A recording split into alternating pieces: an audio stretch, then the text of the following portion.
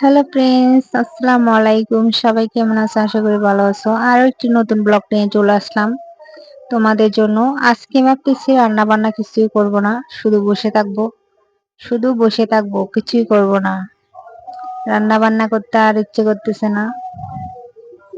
ইচ্ছে না করলেও করতে হবে, ইচ্ছেটা নিয়ে কিছু যায় আসে না। মেয়েদের বিয়ে হয়ে গেলে রান্না তো করতেই হবে, তাই না? তাই আমি এক এক তালিতে করে অনেকগুলো তরকারি নিয়ে বসে গেলাম। শাকবাজি করবো না আজকে। আজকে আমি এখানে আলু আলু কুটে নিয়েছি, এরপরে তরকারি টমেটো সবগুলা সুন্দর করে কুটে নিয়েছি বন্ধুরা। এখন রান্নার জন্য প্রস্তুতি নিতে হবে। তো এই দিন আমি দেড়টা মাছ আনছিল, ফ্রিজ থেকে বের করে এগুলা বাছতেছি। আগে থেকে ম্যারিনেট করে রাখছিলাম, তো বেশি না, 3-4 পিস লেট্টা মাছ। এগুলা ভাজার পরে রান্নার গুলো শুরু করবো। কিছু করার নাই, লেট্টা মাছগুলো দেখেন কিরকম অবস্থা হয়েছে। মাথাটা একদম গরম হয়ে যায় না, দেখেন কত কষ্ট করে উল্টাইছি, এরপরও ভেঙে গেছে। যাই হোক, এখন রান্নার একটা করার পালা। তো এটাতে আমি রান্না করব বরকরিসই, এই জন্য আমি পেঁয়াজগুলো তেল গরম করে দিয়ে দিলাম, বাছতেছি। তো এখন দিয়ে দিলাম হলুদের গুঁড়া, এরপরে দিয়ে দিব আর মশলা অ্যাড করে দেওয়ার পরে এখন ভালো করে নেড়ে চেড়ে নিব পানি দিয়ে।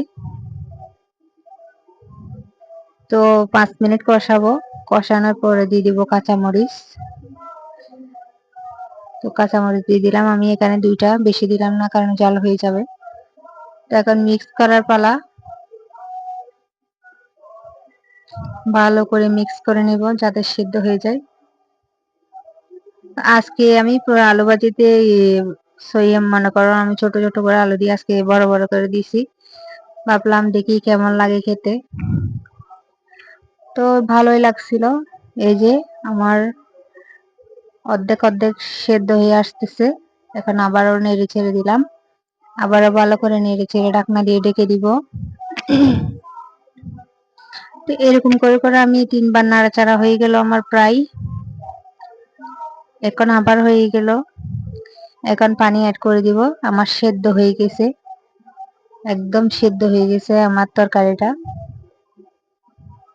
অনেকক্ষণ সিদ্ধ করছি, এখন পানি দিয়ে আর একটু সেদ্ধ করব।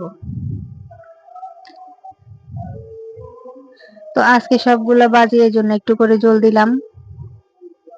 সইয়ে দেখো আমার সেদ্ধ হয়ে গেছে। এখন আমি ধনিয়া পাতা দিয়ে দিলাম এদিকে।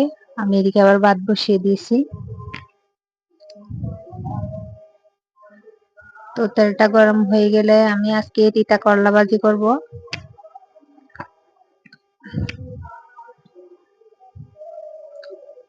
তেল বেশি করে দিয়ে তিতা করলাটা ভাজি করব। তো পেঁয়াজটা তেল গরম হয়ে গেলে, পেঁয়াজটা ভাজা ভাজা হয়ে গেলে আমি এখন তিতা করলাটা দিয়ে দিব।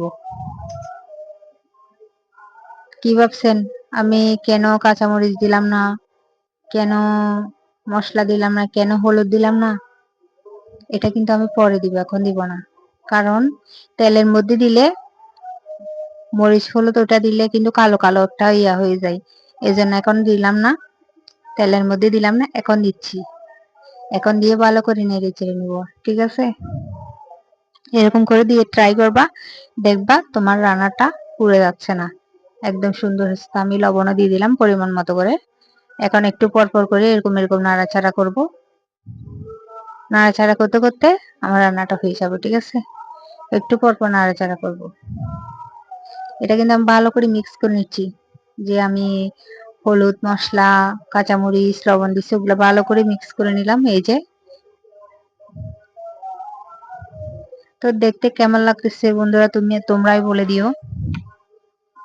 আমার এই ভিডিওটি ভালো লাগলে অবশ্যই একটা কমেন্ট করে দিবা। অবশ্যই আমার চ্যানেলটি সাবস্ক্রাইব করে দিবা। আর ফেসবুক থেকে দেখে থাকলে আমার ভিডিওটি, তাহলে আমার ফেসবুক পেজটি ফলো